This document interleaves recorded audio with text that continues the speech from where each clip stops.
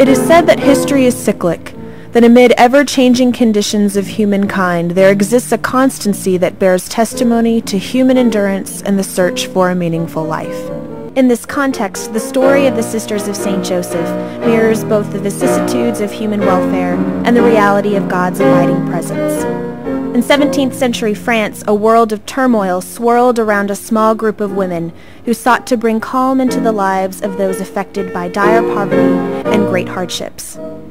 Living among the people with and to whom they ministered, and embracing the customary way of life of the day, facilitated their connections to the dear neighbor. In daily practice, the sisters sought to respond to the needs of the city and its people. We strive in every aspect of our lives to be for others a visible sign of God's presence and active love. Reaching out to those in need and responding to them in practical ways, such as establishing workshops in which the neighbors learned skills for earning a living, became a way of broadening knowledge for the sisters themselves. In 17th century France, the little band was growing in number and in connections to God's people. When the Reign of Terror held France in its grasp, the sisters, like their neighbors, found their lives in turmoil. Efforts expended to crush the church had all but destroyed the Congregation of St. Joseph. New life, however, arose in the re-establishment of the Sisters of St. Joseph in Lyon in 1807. Those who had survived the revolution came forward to again serve the dear neighbor, and the workshops began anew. Again, the sisters focused their efforts on the needs of the city and its people. Before long, the initiative into the New World to respond to the needs of the people, especially to educate the deaf, brought the Sisters of St. Joseph to St. Louis. Again, outreach to the dear neighbor traced a path both west and east as the sisters established new foundations and undertook new ministries. Thus, in 1873, 4 sisters traveled from Flushing, Long Island to Jamaica Plain to begin a long relationship with the church and people of Boston. True to the tradition of the congregation, the sisters began their work by considering the needs of the city and its people. The immigrant church in America offered many opportunities for the sisters to assist those who were seeking a better life for themselves and their children. The focus on Catholic education gave rise to a network of schools throughout the diocese and beyond. Sisters were also involved in healthcare and social work, ministering to the dear neighbor. The women who are our past have bequeathed to us a strong heritage, the courage to respond in the most difficult situations, the humility to let God be with people through us, the fidelity to God and to one another, from which we derive our strength. Post-Vatican II days brought a renewal of religious life, recrafted according to the intent of the congregation's early founders. Once again, the sisters moved into closer contact with the people of God through adaptations of dress, living circumstances, and ministry. Extending beyond the work of the classroom, the sisters reached out to youth who were the outcasts of society. The founding of Bridge Over Troubled Waters in 1970 marked a step in a direction that enabled sisters to bring the many skills they possessed into the service of others through the corporal works of mercy, as practiced by counselors, healthcare aides, advocates, and nurturers. We affirm the diversity of gifts among us, since this richness allows us to reach out in so many different ways to so many different people.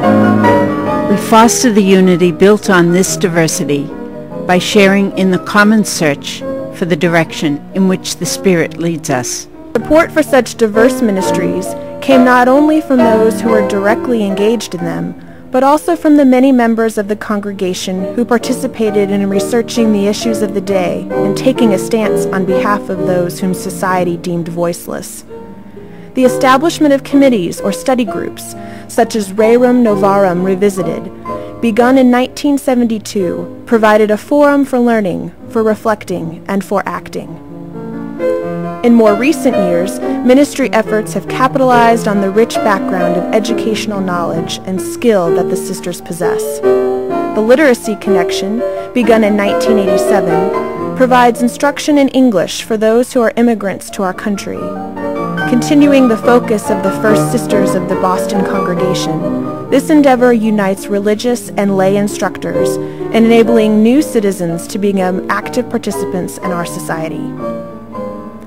Founded as a sponsored ministry, first in 1972 to serve handicapped and deaf students, and then in 1994 to include a broader population, Bethany Hills School furthers the educational mission of the congregation by offering instruction, social services, and basic assistance.